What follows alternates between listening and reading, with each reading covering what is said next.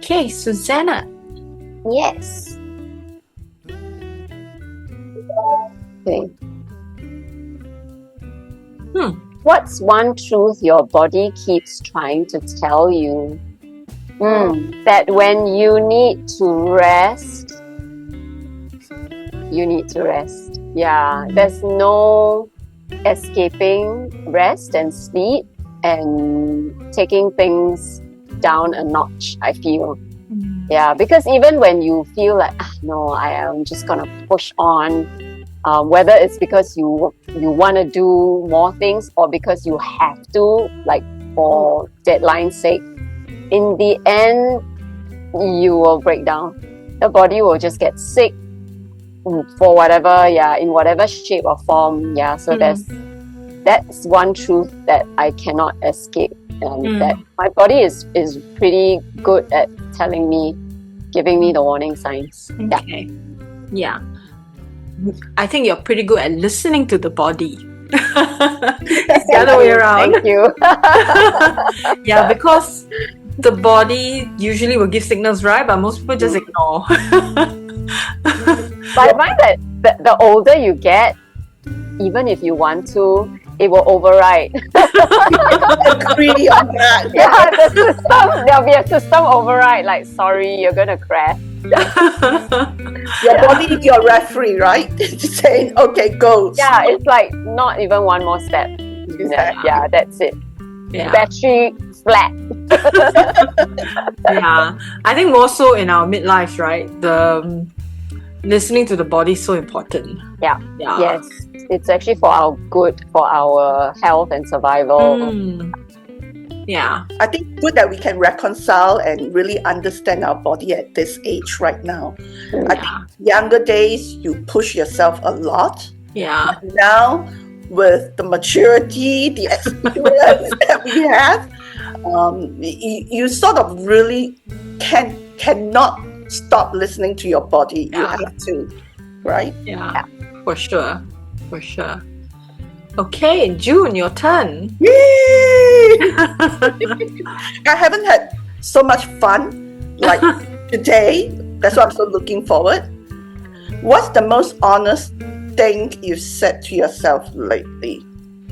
Actually, there are a couple of honest things I've said to myself lately. So I'm just going to say one. I think I've been telling myself recently that, I have to learn to be less controlling. In the past, especially during my midlife, I have to have everything under my control. It's like a calendar, everything has to be fixed, structured. Everything has to go according to plan. Or I feel like I'm so uncomfortable, uneasy. Things are going out of my hands, not in control, right? I think for the past 2 years since I've stopped working, I discover more and more of myself that I can unlearn few things and relearn something. And one thing that I said to myself was about less controlling, because it affects people whom I'm living with. My sister, even my son, he's in Canada, he's that far, he still remembers everything in the past, how I have to be structured, how I want things to be done. So I think, honestly, I knew all along, but I didn't do anything about it. I was afraid to lose control. Okay. I was afraid that I might lose myself totally. So I think lately I've been making some improvement. Okay. Yeah. Good. So what made you feel that you could give up this control? What changed? It's about a perception in life. I told my son and my sister and everybody else, my friends, no one died if something gone out of control, right? Things still go on. It's just me. It's my perceptions. It's my way of behavior that affects other people. So I still got a long way to go. I think I made some improvement. Okay. That's good. Yeah. That's good. Sorry, what you said about that nobody died reminds me of one of my editors' one of my bosses back then. Mm-hmm. You know, deadlines are so crucial, right? But you know, when we miss the deadline, he would always tell us, "It's okay, nobody died." Like, I think that's wow, very good. the cool boss, and it's true. He's like, yeah, so we're late one day on the newsstand, but did anyone die because of it? No, right? Yeah, so it's okay, carry on. Yeah, that's very kind. Yes. That's very That's a kind. good boss. That's a good boss. I wish my Yeah. boss had said He was that. my favorite boss, of course. Yeah, because some bosses will really hit the roof. Yes, and blame you. Exactly. The blaming game starts. Yeah. Okay, let's go. Next one. Okay, Shambala, it's your turn. Ooh. Oh, What do wow. you now understand about grief that you didn't before? Okay. I guess there are two levels of grief that I that I'm now under. Well, I've since doing this work that I'm doing, I now understand it. When I was young, I thought grief was about you'll get over it through time. Yeah. But grief, we can easily not address grief by, I mean, even through time, it doesn't go away, right? Because we have suppressed it. And anything, grief is stored in the lungs.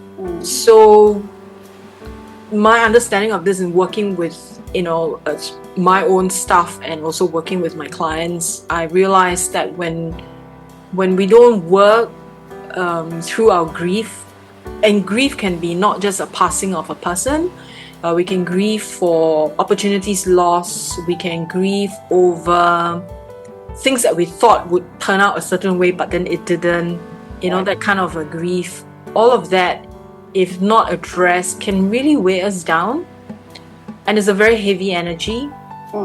And like personally for me to process grief, like so many things to process, right? Like grief, I think in the last episode we're talking about caring for elderly parents. So for me, like the grieving process for my parents started some time back, and then grieving over my mom being a different person, with dementia, and grieving over my own life, like what I thought family life was going to be like, all of that.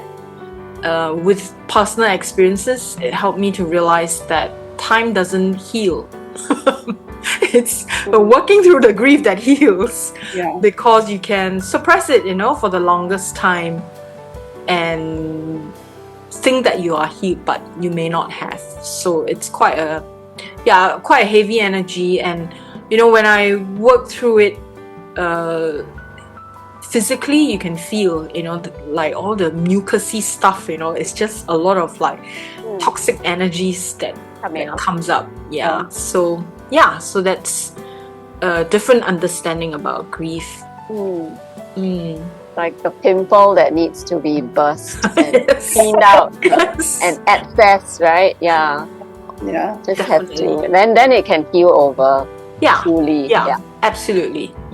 I think talking about grief, you talk about parents, you talk about, with health issue. I mean, my mom passed on 12 years ago, and I think today I'm still grieving over her, because when I talk about her, I would have tears in my eyes, because the memory is always there, and to get over the hurdle is not easy. It really takes time. Grieve differently. Every one of us grieve differently. The process can be longer or shorter. It's depending on every different person. Right? When you grieve someone who has passed, it's actually your way of expressing your love for that person beyond the grave, beyond life. That's how you love that person, because how else you can't be with that person, you can't do things for that person, you can't say anything to that person, so you can only grieve. So I think it's beautiful that we still grieve for people who have gone, because we love them. And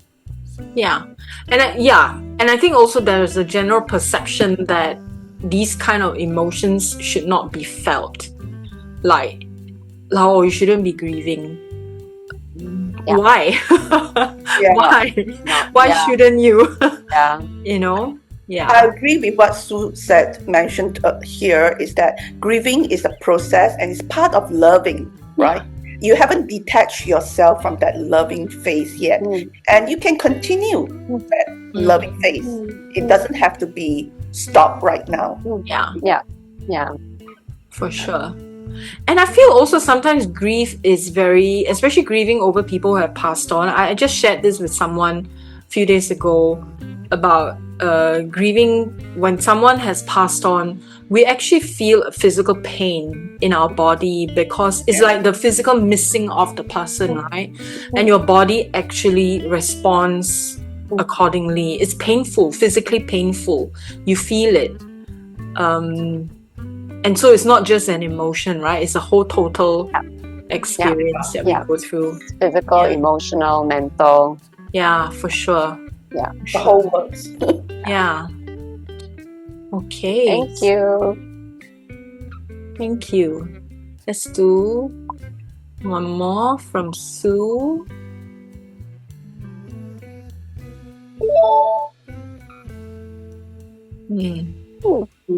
What are you currently learning to receive without guilt? I've never felt guilty about receiving anything. Yeah, because I feel that I have never taken anything for granted. I don't like to assume privilege or, it's a given. So I've always lived like that based on those principles. So when things are given, because I feel that is a form of graciousness, acceptance. It shows that you are open to that person, that person's love for you, affection for you, and you're giving something back to that person. Because when people give, they take something back too. This feeling of, hey, I've connected with this person, I've made this person day a little better, and why should I deny anyone of that? Yeah, as long as the intentions are all honorable and there's nothing illegal or wrong about the giving. So I've never had to learn not feel guilty, because I've never felt guilty about that. Okay. Yeah. That's nice. I like that. Should we go to June? Sure.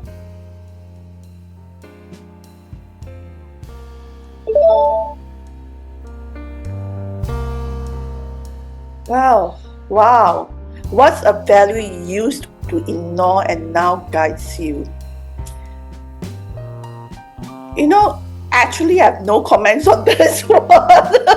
Because for me, my belief, my value is a system. Especially more so since I'm in my mid-20s, living alone in other countries, traveling a lot, live in 5 countries. So it's very important to me, having a grounded values, because that's the root of my belief and how I lead my life. But there's not one that I used to ignore and then now suddenly guides me. It's not one. I've been very structured and organized. That's the way I operate since, in my 20s. And for me, that is actually sometimes, if I look back, a little bit more detrimental to me because I'm too rigid. So I didn't pick up a value now that I ignored in the past at all. Because I think now more is about relaxing, a little bit more freedom, a little bit more on how I view things, my behaviors, my perceptions of life, that guides me more. So the values that I probably would say that, like I always said, no one died, take things easy, go with the flow. That is something that I would say that is more strongly focused now. That guided me a lot more than before. But my belief system and the values that I hold dearest to my heart is always there. It has always been there. Okay. Oh, nice. For you, it's like the opposite, right? Yeah, Letting it's go. too much in the past, and now I have to learn. You're being a teenager and a kid again. Actually, I love that. I think I would love to go back to that era again. Yeah, where you can be more spontaneous. Exactly. Yeah. Exactly. Yeah. Learn to laugh more. Yeah. Yeah. Play more prank.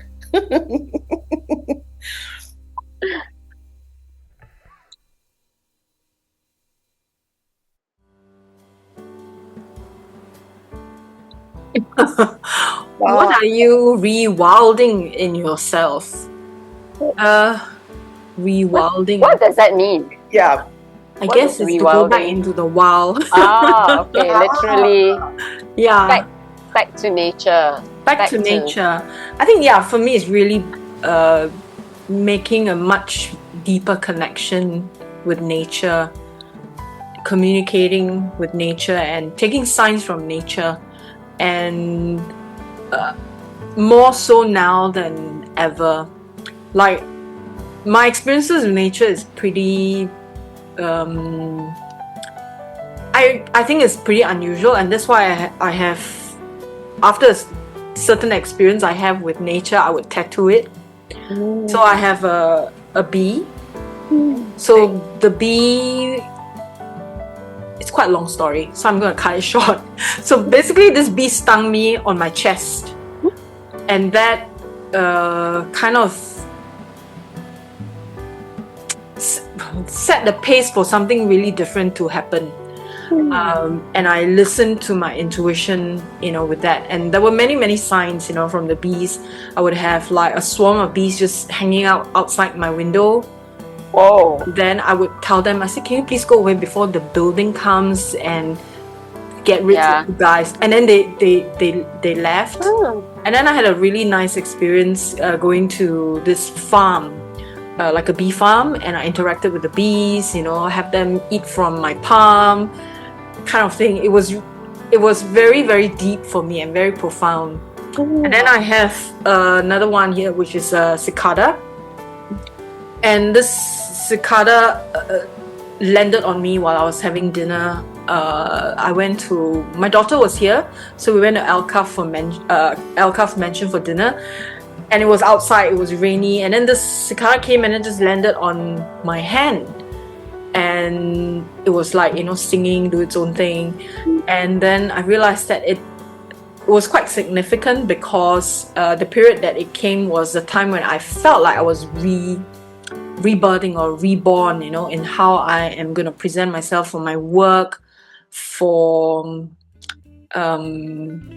basically my work, how I want to represent myself and redo how I do my work, basically. And the cicada lives underground for a long time. I think a few years, but in Singapore, I think is like maybe more than... In Singapore, the cicadas, I think 2 years they are underground before they come out. And in other countries, I think for a longer time. So when I saw that really touched me, And so I take a lot of signals from nature. And so, I mean, there are also other things that has happened. I'm not going to go into that too many stories to share. You have a whole zoo on your body, is it? I know. I would have a whole zoo on my body if I take all the stories and put them. And maybe in time I will. Huge respect for you. Huge respect for you with the nature, the insects, the cicada. These are what I'm most afraid of. I'm most afraid of. I think they're not afraid of me. I'm afraid of them. No lizards, right? No, I will scream, cockroach, anything that moves. Yeah, I'm not afraid of insects, so for me it's not a issue. I guess that's why they come to you. Exactly. Maybe. They know. Yeah. Maybe. Yeah. Funny. Oh, thanks for sharing that. It's something I never knew about you. And your tattoos, yeah. Yeah. I always thought your B was part of your name. Yeah, it's also part of my name. Yeah. Yeah. Shall we do one more round? Sure. Okay. Let's go back to Sue.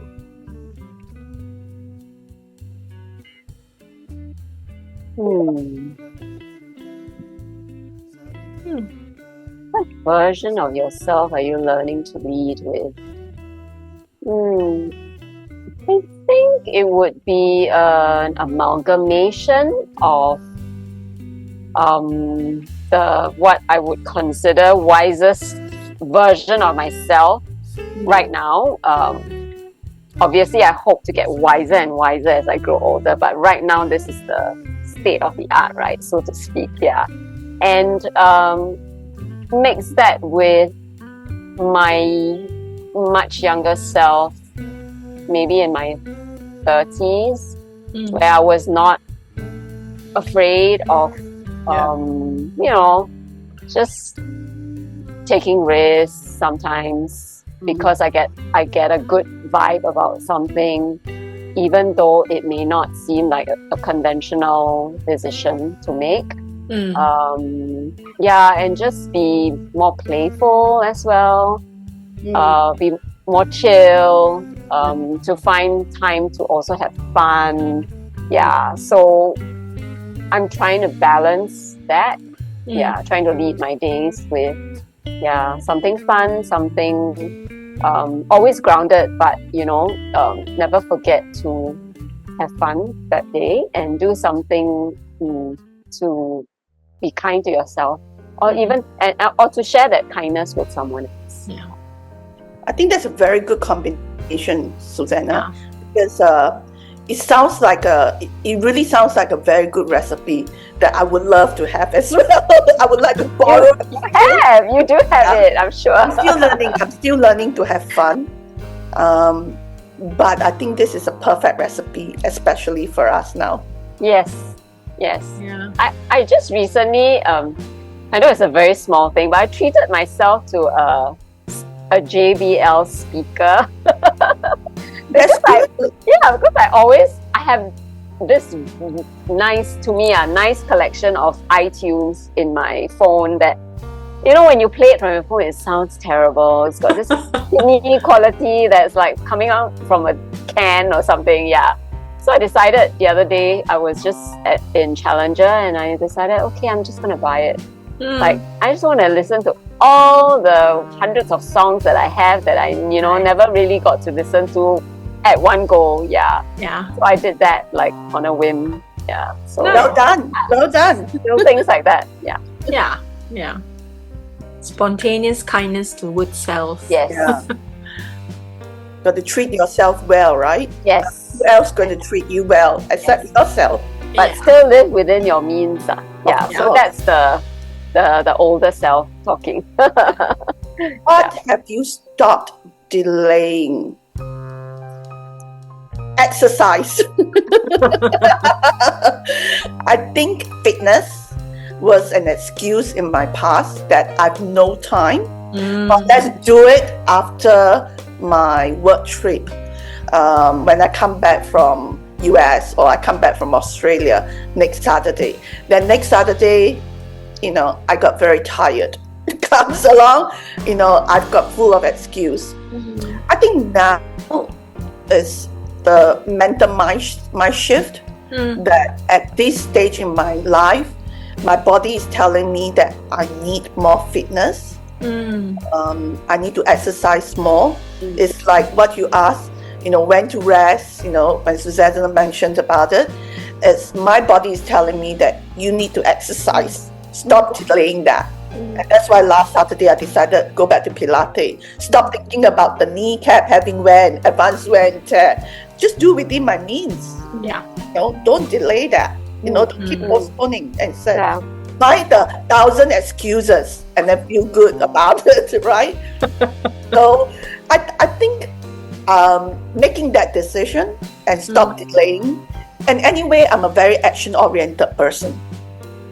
the only thing that stops me is really the fitness, the exercise, that I get really slack on it.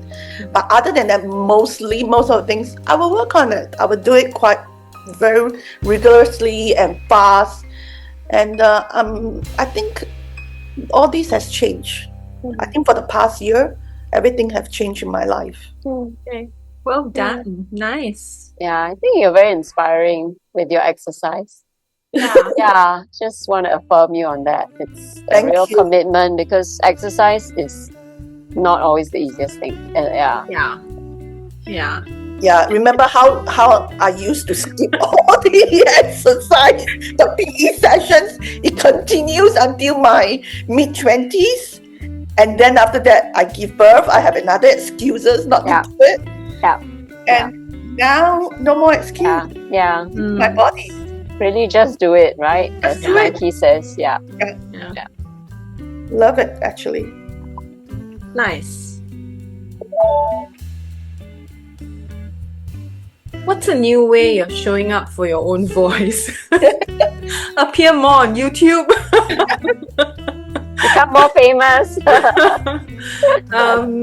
Well, for a long time, I've shied away from doing reels on Instagram, for the work that I do.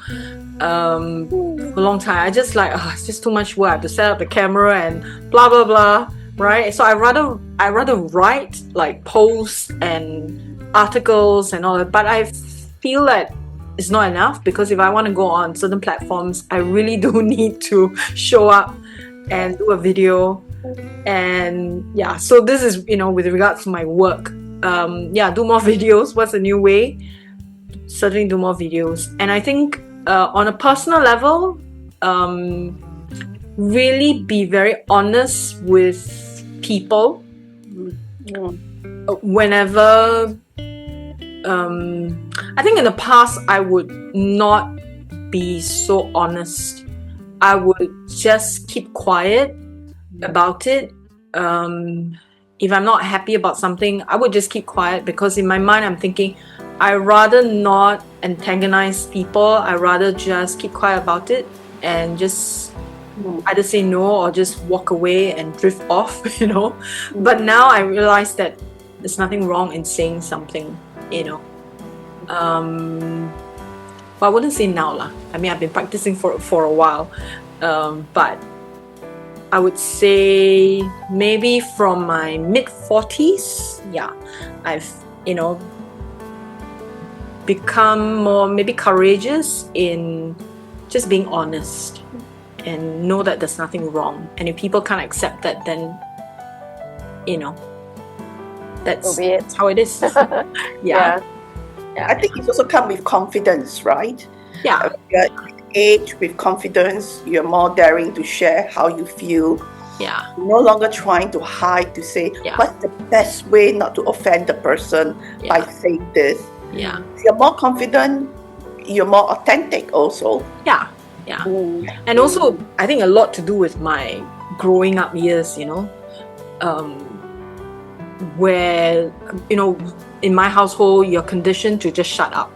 You're conditioned, if you have a voice, you want to say something, you just invite a whole lot of problems, and so then you just learn to shut up.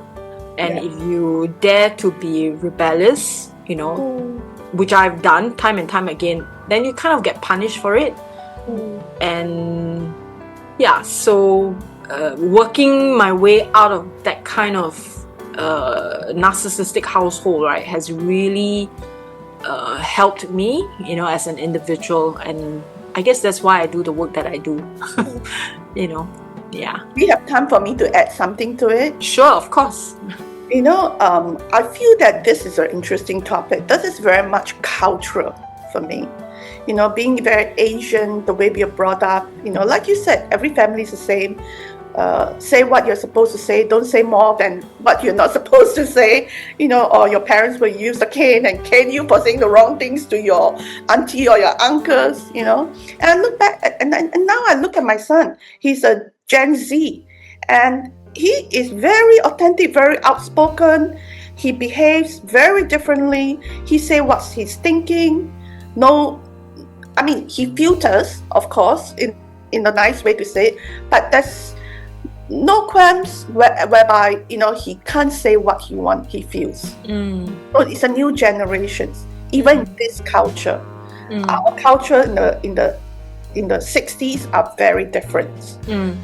So I guess culture play a big role, but also, you know, the way we are brought up and where you live. All this. Yeah. Sure. Okay. Thank you for playing. Thank you for having us. Like I said, I haven't had fun for a while, so I was so looking forward for this.